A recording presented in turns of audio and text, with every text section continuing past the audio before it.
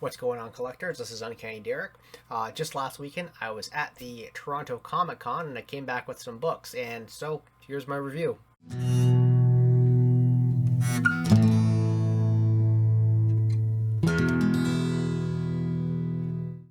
And as always, if you like what you see, please don't forget to hit like and subscribe. Leave some comments down below and I'll respond to them as well.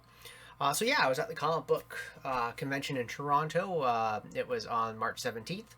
And I came back with some X-Men books. I actually went there planning on grabbing some big books, but they didn't have much there. I was actually surprised. It was just on the Sunday, so I did miss the first 2 days of the convention. But I fully planned on filling some bigger holes in my collection, but it didn't happen. The vendors were also a little bit out to lunch with some of their pricing. There was predominantly two vendors that I purchased from. But you'll see I have an image here of Uncanny X-Men Annual number 3, and I actually just recently picked it up, and like I said, it was a couple bucks. But you're going to notice that this one here was, I tried to be a little secretive with the photo, but it was $100 for this kind of faded copy, and to be honest, that was kind of the standard across the board there. There's a lot of vendors that were just really asking big prices for books. There was that Hulk, I can't remember the issue, but it's the Professor shows up in it. The Hulk, the Professor. It's that green cover, it's the black silhouette, I'm sure I'll throw up an image here. That was going for, and it was the first print one, that was going for $375. I did balk at that price. It's just insane that book would be asking that, and it wasn't even graded. Like, it was not CGC, it was not CBCS, it was just a raw copy of that book. So there was a lot of vendors to steer away from, but there were two that I did stick around with, and it was actually a pretty busy convention, all things considered.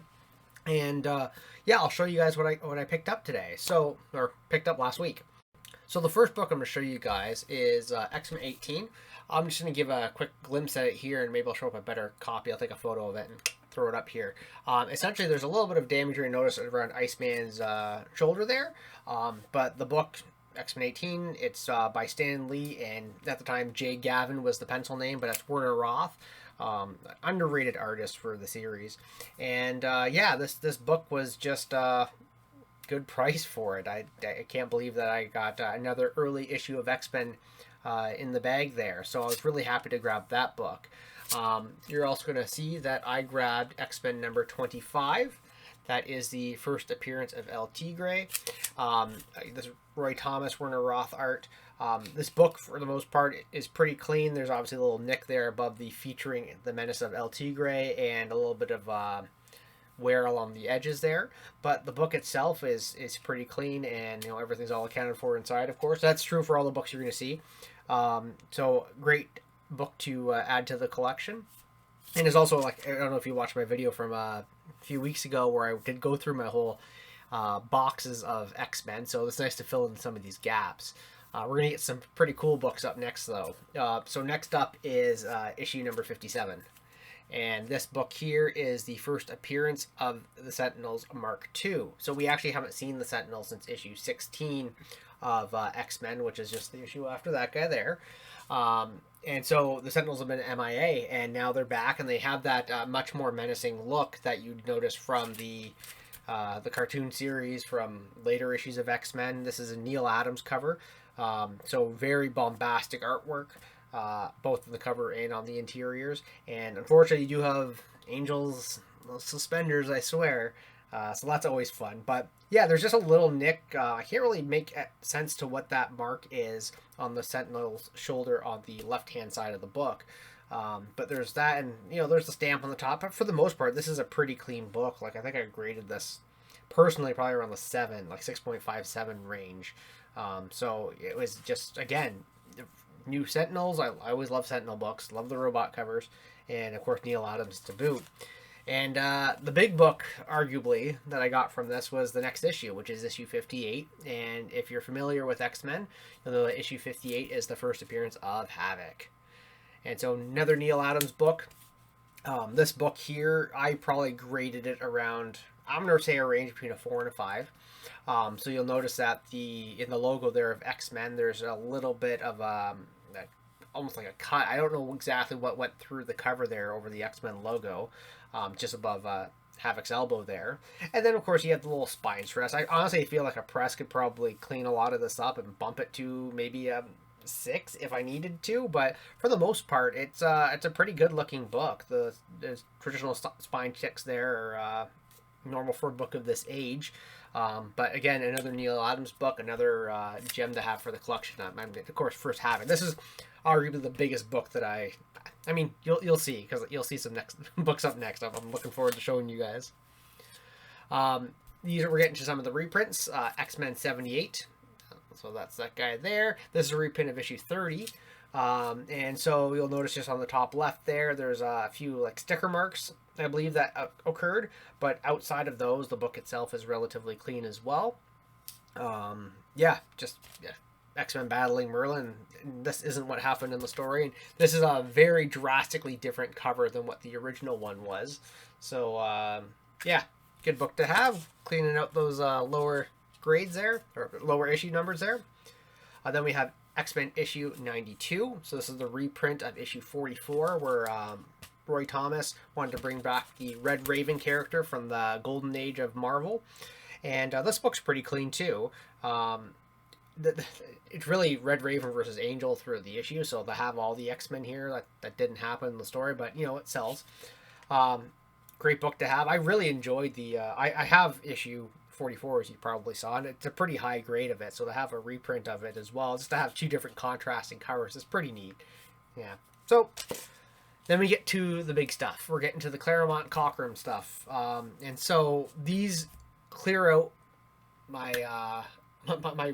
the holes. These clear up the holes that I have. So I have now a run of Uncanny X-Men uninterrupted from number 95 up to 544. So I have the entire run, almost Claremont's entire run.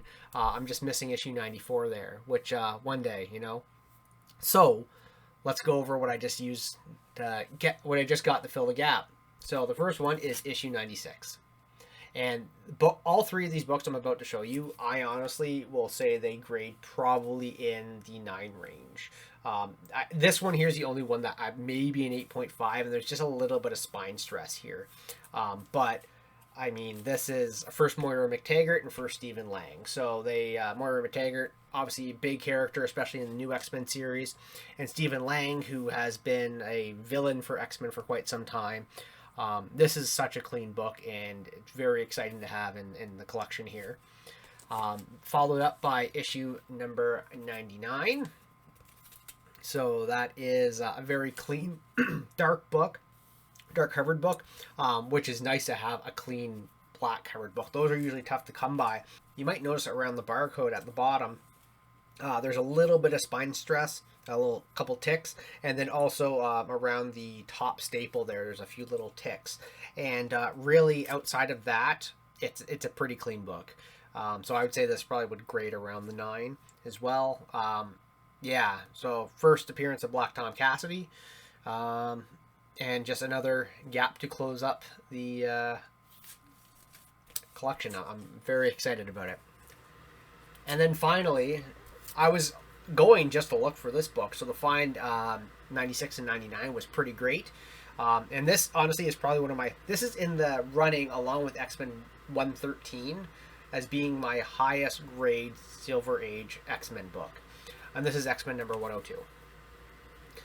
And I would say this probably grades in the 9.2, 9.4 range. Again, there's a little bit of spine stress on there. And you'll notice just the top left of the X, there's a little, like in the red there's a little bit of white showing, which, that may knock it out. I mean, I don't really know how the grading, nobody knows how the grading works. It's entirely subjective. But outside of those, I mean, I could really, if I really wanted to nitpick, I could go after some things, but I feel like this is a 9, easily. And it's a very clean, awesome book. This is The Origin of Storm. Again, this is Claremont and Dave Cockrum. I've always loved this cover because it's just bombastic to have Juggernaut Battle Colossus on there. So it's a great book to have. And really, those are the big books that I grabbed at the convention. They were such a big find for me. And to be able to now say that I have run from 95 to 544 is just insane. So I do have a lot of big books still to collect. X-Men 4, X-Men 12, that's First Brotherhood, that's First Juggernaut, and of course there's 49 and 50 being the Polaris covers, or the first issue of Polaris and the Polaris cover. So outside of those 4 big books, and I mean, arguably, 2, 3, 5, those are still big books, of course. I'm doing a great job with closing up this gap here. It's going to still probably be a few years for me to finish all this off, but I'm on my way to completing it. So outside of that, I did want to give a shout out to the 2 vendors that I thoroughly enjoyed, and I've seen them at conventions for many, many, many years. You probably know of one of them anyway, Harley Yee. He always has some amazing Golden Age books. I did take some video here of me going through some of his Golden Age bags. I was trying to find some pre-code horror. I was really looking for a copy of Tomb of Terror 13, which if you've seen my Golden Age video, that's always something. Those are all horror books that I'm looking for. And the other one was Comic Book Addiction out of Whitby, Ontario. A lot of these books were from them, and they had some amazing prices, and they were just generally great to deal with. So those 2 vendors were awesome. There are some other vendors there that were pretty great, but again, there's one that was like exclusively CGC graded books, which I'm not a big fan of collecting CGC, and one day I will do a video to explain all of that. And the rest were all ridiculously overpriced. So unfortunately, that's just the way it is. But hey, I'm getting closer to finishing this line. So that's all I have for you guys today. Let me know what you guys think. Leave some comments down below. If you're collecting X-Men comics or just really anything, how close are you to finishing your run? Let me know. And we'll see you guys in the next video. Thanks for watching.